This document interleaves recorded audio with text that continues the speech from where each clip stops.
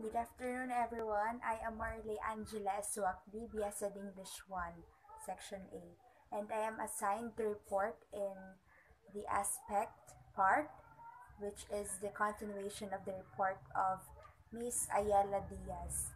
So, aspect. In this aspect, it answers the question, is the event state described by the verb completed or is it continuing? There are two aspects in English, and this will be tackled in my report, which is the two parts includes the perfect and progressive aspect. The perfect aspect most often describes events or states taking place during a preceding period of time. However, the progressive aspect describes an event or state of affairs in progress or continuing the sentence, and the perfect and progressive aspect can be combined with either present and past tense. So meaning the perfect aspect are those that are described during a preceding period of time. And the progressive aspect is the continuation of describing the events or states in a particular sentence. So there are three major meanings for a simple present tense when it refers to present time. First, we have it can describe a state that exists at the present time. Second, we have it can refer to a habitual action. And third, we have it can describe an action that is happening the present time. So the simple present tense can be sometimes be used to refer a past or future tense. So these three major meanings are used in identifying the simple present tense, which are found in the sentences. So we have here an example of the perfect aspect and present tense. We have written to Mr. Steven, but he has ignored our letters. Next, perfect aspect of past tense. We have here, he had seen him picking purses. I'm sorry. And we have here also the progressive aspect and present tense in a sentence of Jeff is growing his beard out. And the last we have progressive aspect for past tense. That's why I was thinking I might hang onto the Volvo. So the present perfect verbs often refer to past actions with effects that continue up to the present time. For example, consider the sentence. So let us consider the example being given. Mr. Hokey has embarked on a crusade. So the past perfect verbs refer to actions in the past that are completed at or before a given time in the past. The actual time is often specified. So like for example, two brothers told a court yesterday how they watched their terminally ill mother fade away after she was given an injection. Widow Lillian Boyes, 70, had earlier pleaded with doctors to finish her off. Winchester Crown Court heard. So the meaning of progressive aspect is less complicated. That's why we have to dig in the deeper meaning on understanding its part, on understanding its whole part for us not be for us not to be for us not to misunderstood those what was being given in the module, and of course for us to learn something about it. Proceed. So let us proceed to the perfect progressive. Verb phrases can be marked for both aspects, perfect and progressive, at the same time. Just like for example, present perfect progressive. God knows how long I've been doing it. Have I been thinking out loud? And we have also an example of a past perfect progressive. He had been keeping it in a safety deposit box at the Bank of America. So the two have different meanings, and both sentences have different informations which conveys us readers. So the perfect progressive aspect is rare. It mainly occurs in the past tense in fiction, and it combines the meaning of the perfect and the progressive, referring to a past situation or activity that was in progress for. So the past and progressive aspect defines the happenings in the past or in the current situation.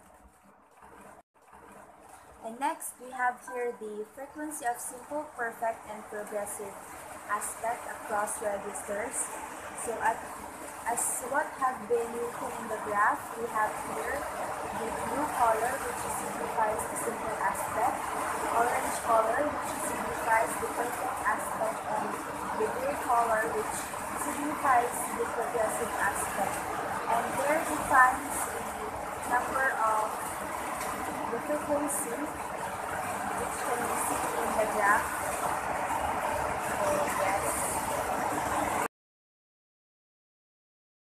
So let us now proceed to the perfect and progressive aspect across registers and dialects. So first we have the register differences. The figure shows above that the large majority of verb phrases are not marked for aspect. In fact, almost 90% of all verbs are simple aspect. Perfect aspect is used in all registers, but it is somewhat more common in fiction and news. Progressive aspect is more common in conversation than in the written registers. So the graph above shows that 20% of all verbs are simple aspects, and there are differences towards the uses of those aspects in the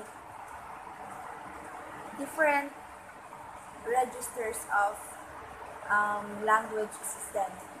So, and the perfect aspects is used in all registers but not all. And this signifies that the most common which is used are in fiction and in the news. It might surprise some readers that simple aspect verbs are much more common than progressive aspect verbs in conversation, since many people believe that progressive verbs are the normal choice in conversation. It is true that progressive verbs are more common in conversation than they are in newspaper language or in academic prose. So, progressive verbs rather, are more common in conversations than what we have seen in the fiction and news or in some academic prose. We have here also in figure 6.4 the frequency of perfect and progressive aspect in American English versus the British English conversation and news. So the blue box here below is the signifies the references, while the orange box below signifies the perfect aspect, and the gray for the progressive aspect. So as we can see in the first two bars, the American English conversation is not so totally high, not just like in British English conversation, which has a higher frequency, and along with its news and the British English American news. So as we can see in the figure 6.4, the American English conversation uses progressive aspect, while the British English conversation uses more the progressive aspect. So why? Because these are the dialect differences in which the conversations and news are clearly reflect the differences between American and the British English. So that is why the differences among the two. Just like here, nothing's happening over here. This is an example of an American English conversation. And the other one, oh yeah, but he's roaming around on the range. An example of American English conversation. And the last one, we have, one time I saw a seal. The seal was begging. An example of an American English conversation. So we have here the table, which can be clearly defined the differences in American English conversation, American English language, and the British English language. So we have here American English conversation and the British English conversation, which was defined or which was grouped into two. The American English often uses past tense in some texts, where British English uses the present perfect. As we can see in the table in American conversation, hey, did you read through this yet? No, not yet, I didn't. I didn't get a chance. We already gave him a down payment. However, in the British English conversation we have you read it yet? I haven't sold it yet. They've given me that already. So as we can see, there are differences among the two, the American and British. So we can see their differences we can see or notice their differences when the sentences includes yet or already. So we have here an example of the British English preference for perfect aspect, which shows up mostly in the news, which can be found in some newspapers. And these are the examples. The ceremony took place in the main State Department lobby next to the honor roll of American diplomats who gave their lives in their line of duty. And then we have here, she praised the gallantry, determination, the sense of duty of the servicemen and women who had given their lives for their country. That is an example of a British English news. And the first one that I read was an example of an American English news. These preference are found on the news, as we can see. So let us proceed to the perfect aspect and use. The present perfect is much more common than past perfect in conversation, news, and academic.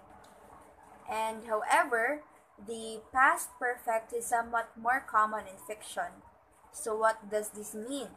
So the present perfect are much more common, are much more seen in the examples in conversation, news, and however the past perfect, as what we have read, are much more commonly used, are much more commonly seen in some fiction. And the best way to define the ways of on what is the function of the present and past perfect is to consider the verbs which are included most commonly in this aspect. So we have to identify the verbs which was included in the. So in figure 6.4.1, the verbs that are common in the present perfect are as follows. So A, has or have been. We have here the present perfect have or has been is common in all registers. It is often has a copular use. And these are the examples. Rowlands has been critical of Welsh officials. And have has been can also have a meaning similar to go, like where have you been, compared to where did you go. And in letter B, has or have got and has have had. The two common present perfect verbs are had have got and had have had. So it's quite complicated, but we must learn to know the deep meaning of it. And here are some examples. Jones has got the letter from the British English conversation, and we have here I have got a problem actually from British English conversation. And the three, she's got blonde hair and he's got a bad temper. This expression has a meaning like the present perfect have or has got. It is equivalent to the present tense of rather than the normal past tense meaning of get, that was something being acquired. Like, oh, I got loads left, compared to I have got loads left, not I acquired loads. So in American English conversation, the present tense form of have is much more common than had have got when speakers want to convey the meaning possession. So in American English conversations, there are differences between the uses of had have got and the word have towards conveying the meaning of a particular possession. So